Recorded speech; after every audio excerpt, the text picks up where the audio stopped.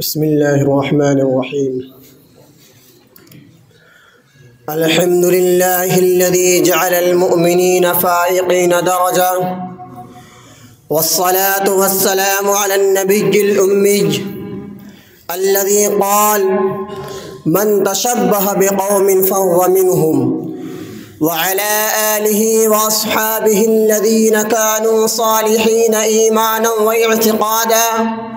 أما بعد، فالنبي الكريم صلى الله عليه وسلم يقول بصورة واضحة ملموسة: من تشبه بقوم فهو منهم.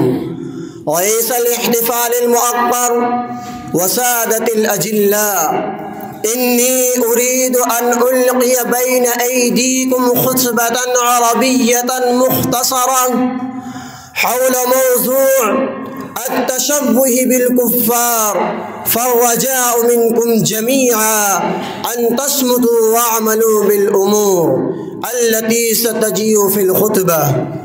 إخواني في الله، إن الله تعالى جعل الإيمان بالله أفضل كل شيء في العالم، وجعل الكفر بالله أبغض من كل شيء. لذلك الرجال الذين آمنوا وعملوا الصالحات هم الذين يحبهم الله تعالى ويدخلهم في جنات تجري من تحتها الأنهار. والذين كفروا بالله وارتكبوا كثيرا من الذنوب والمعاصي هم الذين سيعاقبهم الله الجليل القهار في الدنيا والآخرة، وهم شر البرية وهم أشرار خلق الله تعالى. لذلك ورد في القرآن الكريم الذي لا ريب فيه: إن الذين كفروا من أهل الكتاب والمشركين في نار جهنم خالدين فيها، أولئك هم شر البرية. إن الذين آمنوا وعملوا الصالحات أولئك هم خير البرية.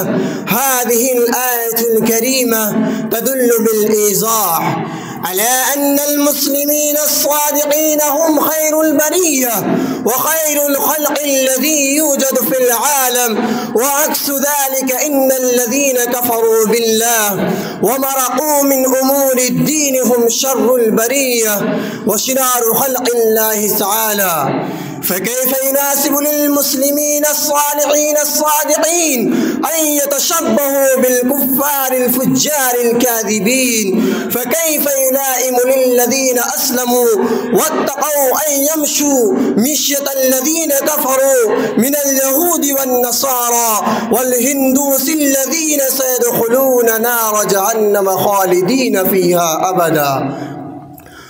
والأحاديث النبوية الشريفة أيضا تهدي إلى هذا الصراط الصحيح الذي اختاره القرآن وتوخاه الكتاب الخالد. فقد جاءت قصة في الحديث النبوي: كان النبي صلى الله عليه وسلم جالسا في مجلس، فمر أحد بالنبي صلى الله عليه وسلم: فيا أيها المسلمون، توبوا إلى الله توبة نصوحا من الذنوب كلها بصورة عامة، ولا تشبهوا بأي قوم من أقوام العالم، لأنكم خير أمة أخرجت للناس، تأمرون بالمعروف وتنهون عن المنكر، كما أعلن في القرآن الكريم: كنتم خير أمة أخرجت للناس تأمرون بالمعروف وتنهون عن المنكر. وبذا أختم كلامي، والسلام عليكم ورحمة الله.